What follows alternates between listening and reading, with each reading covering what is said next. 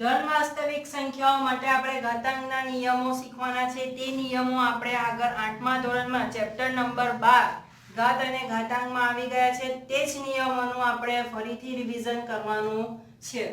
તો જો a અને b ધન વાસ્તવિક સંખ્યા તથા m અને n સમમેય સંખ્યાઓ હોય તો પહેલો નિયમ a ની m ઘાત ગુણ્યા a ની n ઘાત। આગળ તમને શીખવાડેલું આધાર સરખા ગુણાકાર તો ઘાતોનો શું થશે? સરવાળો। એ 8મા ધોરણમાં તમને શીખવાડેલું છે। આધાર સરખા એનો આધાર કયો કહેવાશે? a અને ઘાત કઈ કહેવાશે? m અને n।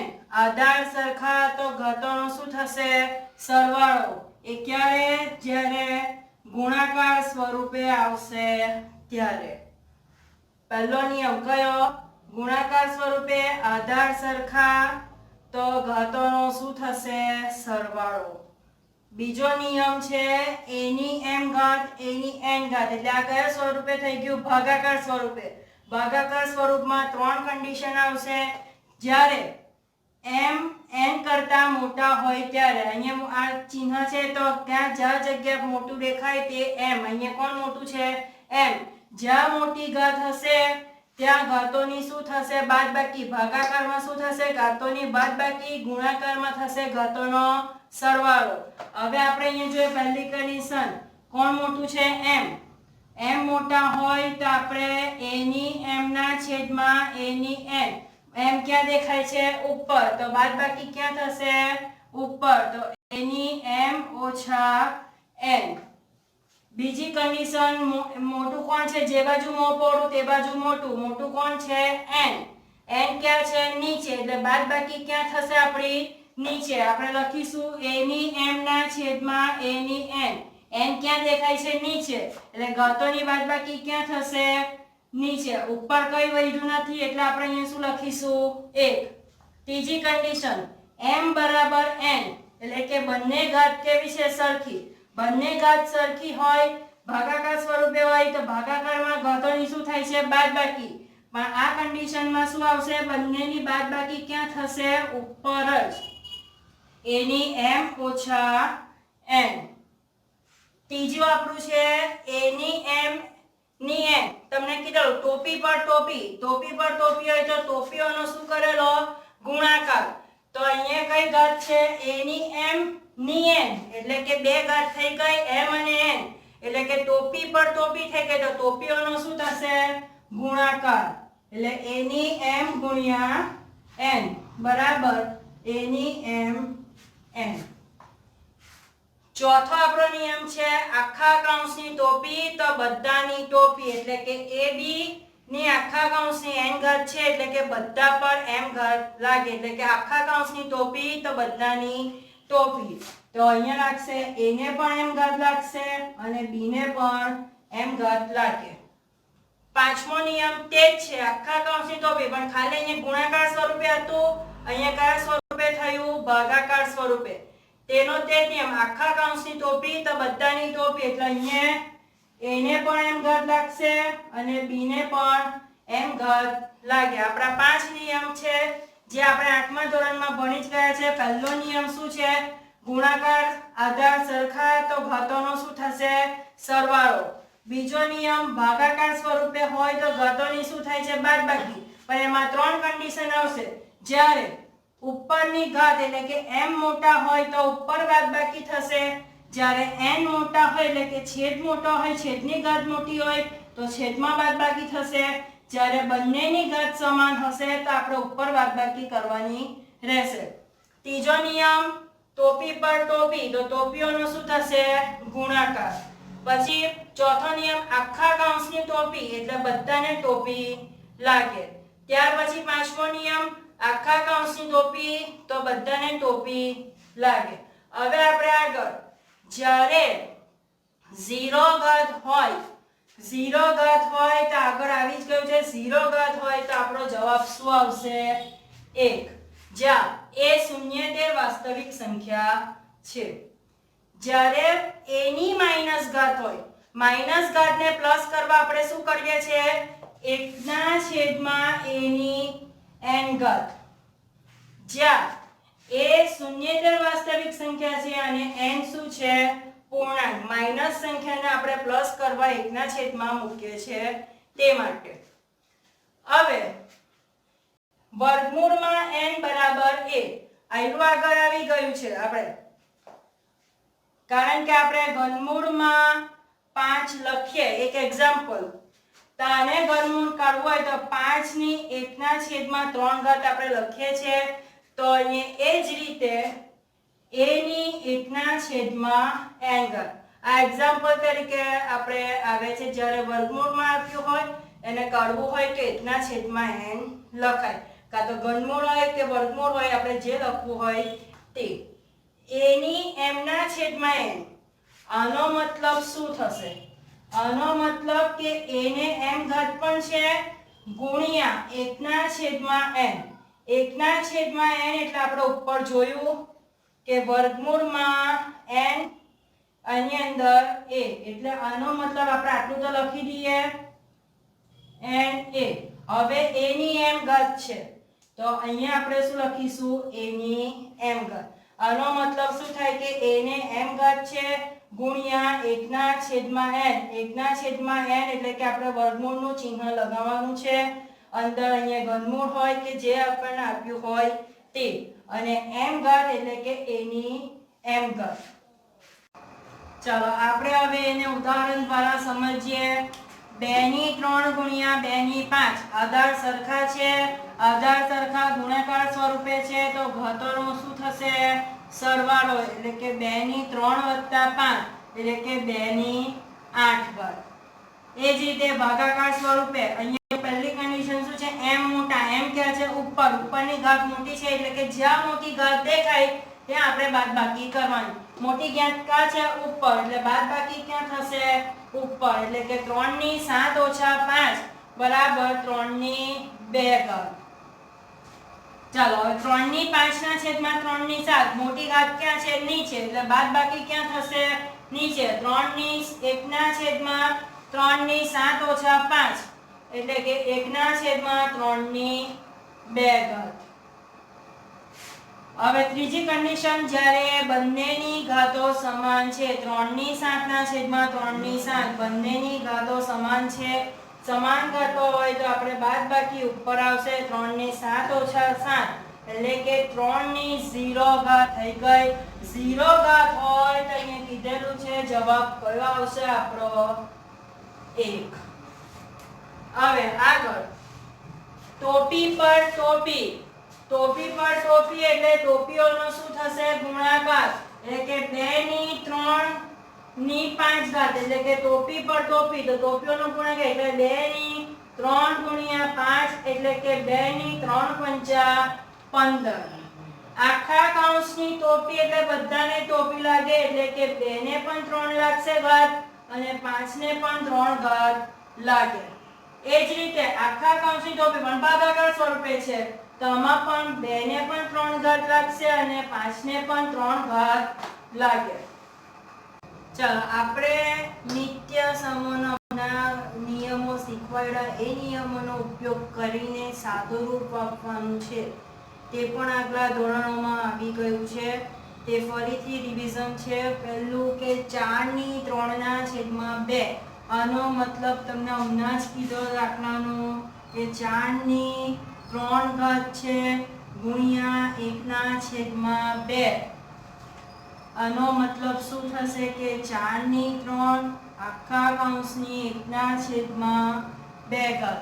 આપણે આને લખવું હોય તો તમે વર્ગમૂળમાં 4 ની 3 ઘાત લખી શકો. 1 ના છેદમાં 2 કિંમત કોની છે? વર્ગમૂળની. જો અહીંયા 1 ના છેદમાં 4 હોતે તો અહીંયા શું લખવું મળશે?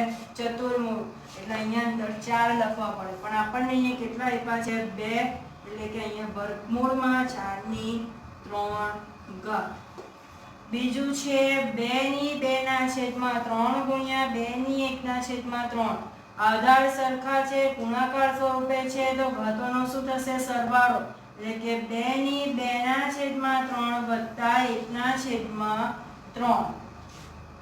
ચાલો આધાર સરખા એ છેદ સરખા છે એટલે 1 વાર 3 લખી દઈએ, ઉપર લખી દઈએ 2 વત્તા 1 એટલે કે 2 ની 3 ના છેદમાં 3 3/3 એટલે કે 2 ની 1 ઘાત 3 આપણે ઉડી જાય એટલે કે 1 ઘાત। આગળ દાખલો 3 ની 1/5 ની આખા કૌંસની 4 એટલે કે આખા કૌંસની ટોપી એટલે બધાને ટોપી લાગે એટલે કે 3 ની 1/5 ગુણ્યા 4 કરાય। આખા કૌંસની ટોપી એટલે કે જે રકમ આપી છે એને લખી દીધી, બધાને લાગે। તો આનો મતલબ થશે 3 ની 4 એકા 4 ના છેદમાં 5। આપણે જે અહીંયા ઉપર રકમ આપેલી હતી એનું જ આપણે ઊંધું કર્યું છે। અહીંયા છે 3 ની 4 ના છેદમાં 5 એટલે કે 3 ને કઈ ઘાત લાગે છે 4 અને 1/5 અહીંયા લખ્યું ઉપર જે રકમ છે 4 ની 3 ગુણ્યા 1/2 ભાગાકાર સ્વરૂપે છે 7 ની 1/5 ના છેદમાં 7 ની 1/3 ભાગાકાર સ્વરૂપે છે એટલે ઘાતોની શું થશે બાદબાકી। બાદબાકી એટલે કે જ્યાં મોટી ઘાત હશે ત્યાં બાદબાકી થશે। મોટી ઘાત ક્યાં છે ઉપર એટલે બાદબાકી આપણી ક્યાં થશે ઉપર। ચાલો અહીંયા છેદ સરખા નથી, છેદ સરખા કરવા માટે આપણે શું કરવું પડશે લસા। 5 અને 3 નો લસા કેટલો આવશે 15। તો 5 ને 3 વડે ગુણવા પડે અને 3 ને 5 વડે। ચાલો એનો અંશ સાથે ગુણાકાર કરીશું। 3 એકા 3 ઓછા 5 એકા 5 ના છેદમાં 15। તો 7 ની 3 માંથી 5 જાય તો -2 ના છેદમાં 15। આપણે શું આવ્યું -2 ના છેદમાં 15।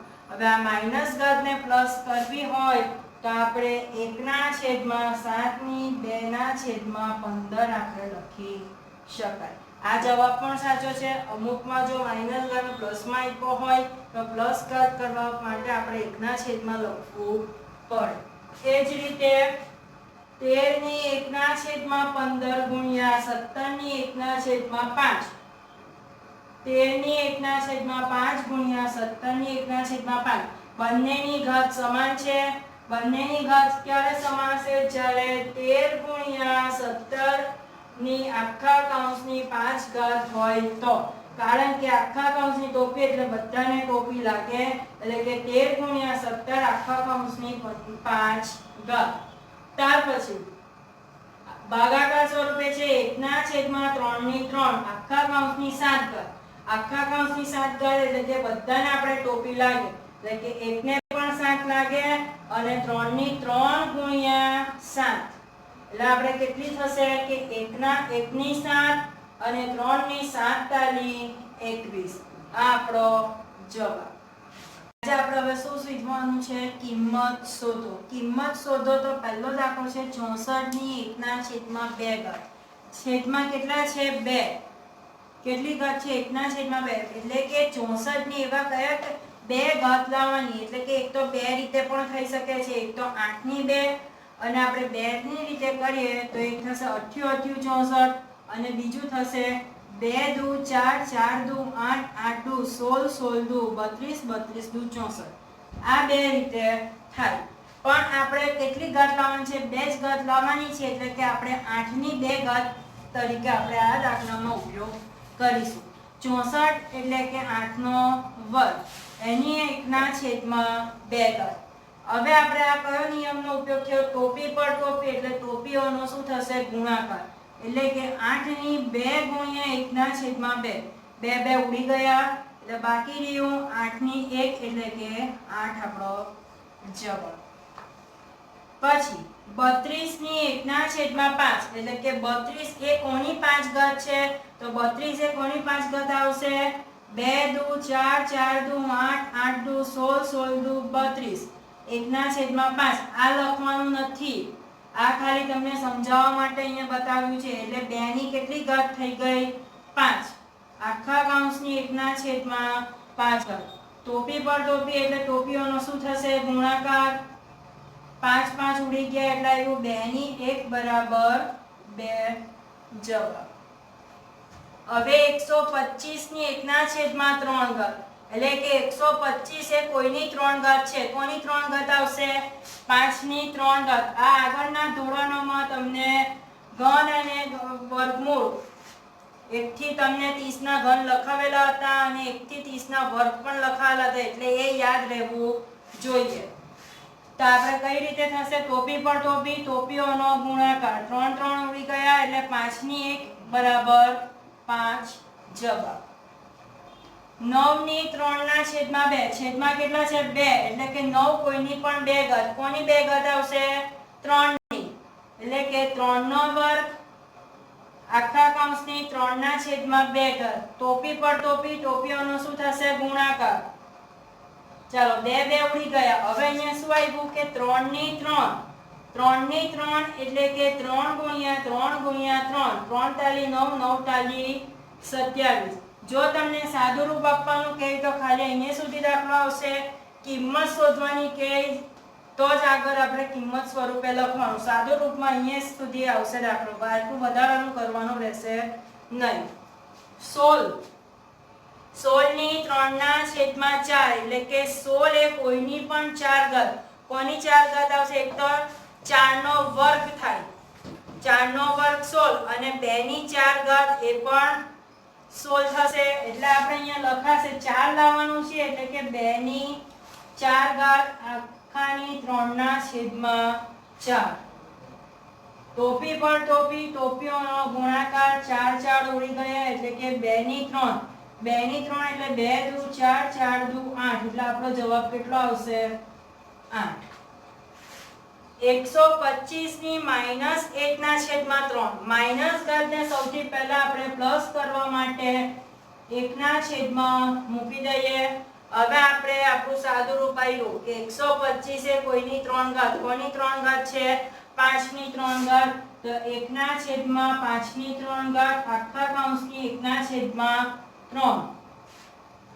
ચાલો ટોપી પર ટોપી, ટોપીઓનો થશે ગુણાકાર, એટલે કે 5 ની 3 ગુણ્યા 1 ના છેદમાં 3, 3 3 ઉડી ગયા 1 ના છેદમાં 5. આપણો આઈનો શું આવ્યો? જવાબ. પણ આપણને અહીંયા માઈનસ સ્વરૂપે આપ્યું છે, એટલે માઈનસમાં એને ફેરવવા માટે આપણે 5 ની -1 આપણો જવાબ આવે. અને પ્લસમાં રાખવું હોય તો પણ આનો કોઈ જવાબ ખોટો કહેવાશે નહીં, પણ આપણને અહીંયા માઈનસ સ્વરૂપે આપ્યું છે એટલે માઈનસ સ્વરૂપે જ લખવાનું.